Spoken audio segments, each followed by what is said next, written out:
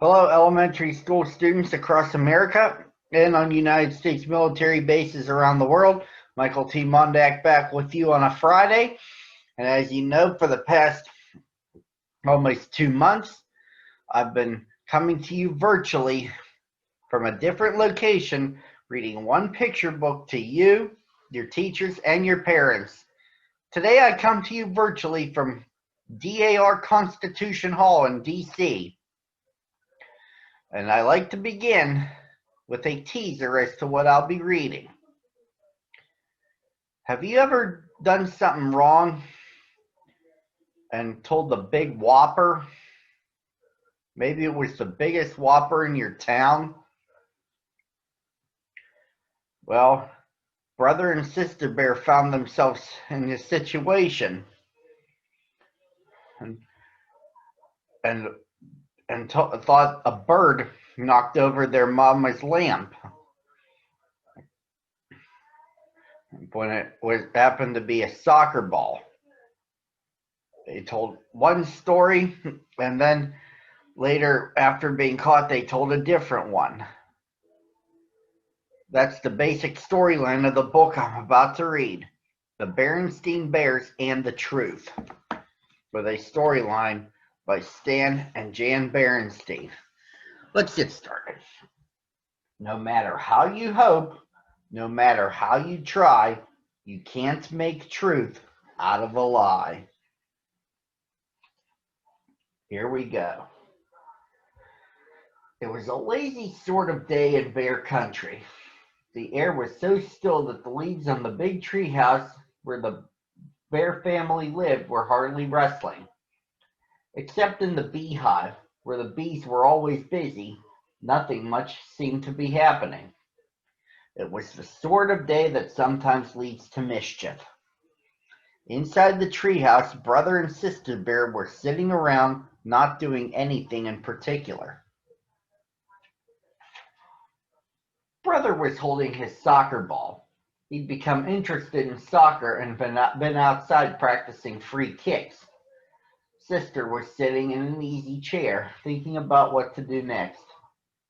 Neither Papa nor Mama Bear was around. Papa was in his shop working on some furniture, and Mama was out shopping.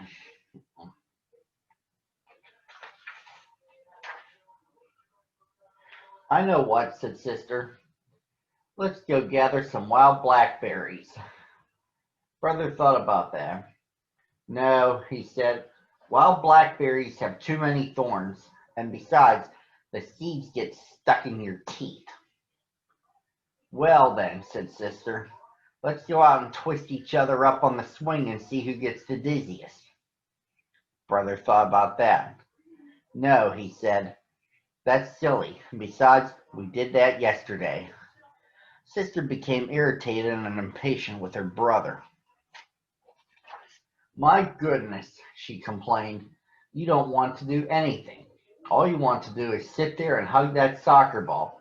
I think you must be in love with that soccer ball. I am not, protested brother, but I'll tell you something. I bet I can dribble this ball past you. Brother was a pretty good soccer player and a very good dribbler, but so was Sister.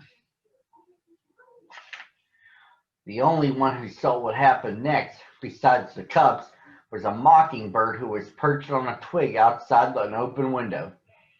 Brother faced Sister. The ball was on the floor between them. First, brother moved the ball with his right foot, then with his left, trying to trick Sister out of position. Then, quick as a flash, he gave the ball a sharp kick with his right.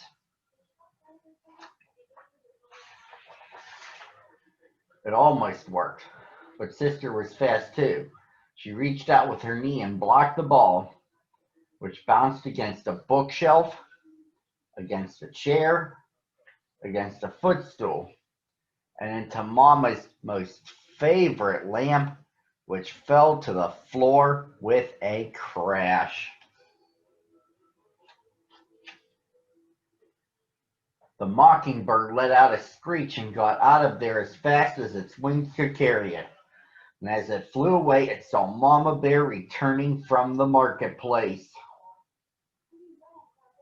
Now, the Bear family had some house rules just as any family has. One was no honey eating in bed. Another was no tracking mud on the flea clean floors. And another was no ball playing in the house.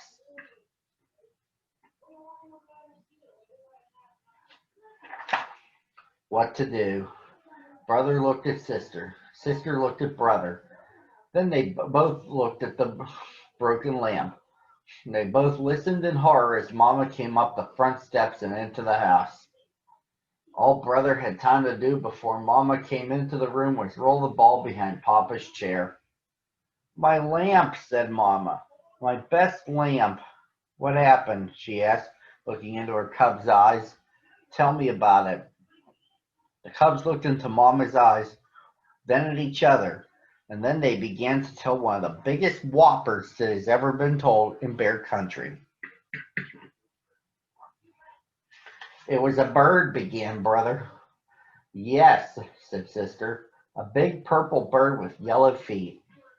And green wingtips, added Brother. And a funny-looking red feathers sticking out of its head, said Sister as a finishing touch. As most lights do, the purple bird whopper got bigger and bigger and bigger.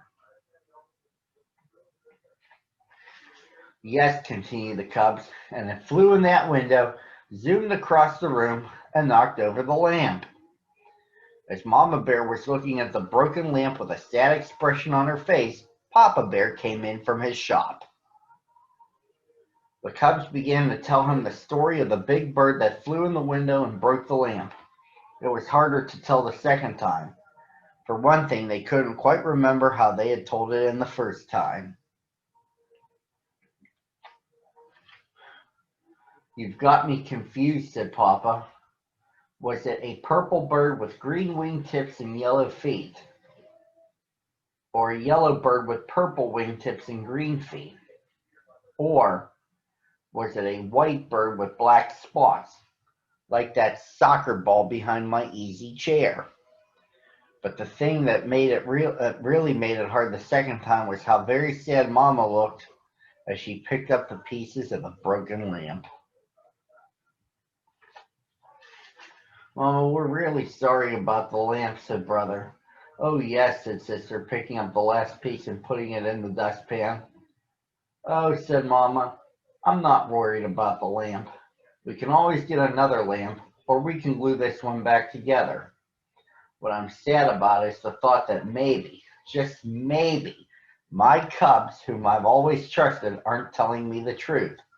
And trust is not something you can put back together again. Both cubs started to talk at once. It wasn't a bird, said Sister. It was a soccer ball. And it was all my fault, shouted Brother. It was just as much my fault, shouted Sister. But they were both shouted down by the phone, which rang loudly. It was Grizzly Gran inviting the Bear family for a Sunday visit. Hello, Gran, said Mama. Oh, everything is just fine here in the treehouse. How is everything with you? But Mama, protested Sister after Mama hung up the phone, you told Gran that everything is fine here, and that isn't really the truth. Oh, but it is, answered Mama. We've got two fine cubs who've just learned a very important lesson about telling the truth. And what could be finer than that? Now, let's help Papa glue the lamp back together. Nobody really expects cubs to be perfect, and from time to time, Brother and Sister Bear did forget the rules. Brother ate honey in bed a couple of times.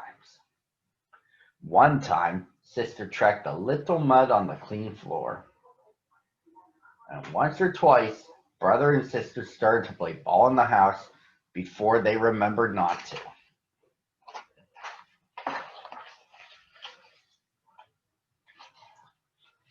But they never, ever again told a whopper. Because trust is one thing you can't put back together once it's broken. And that, boys and girls, is the story of the Berenstain Bears and the truth. Join me, enjoy the weekend, and join me back here on Monday, same time, same channel.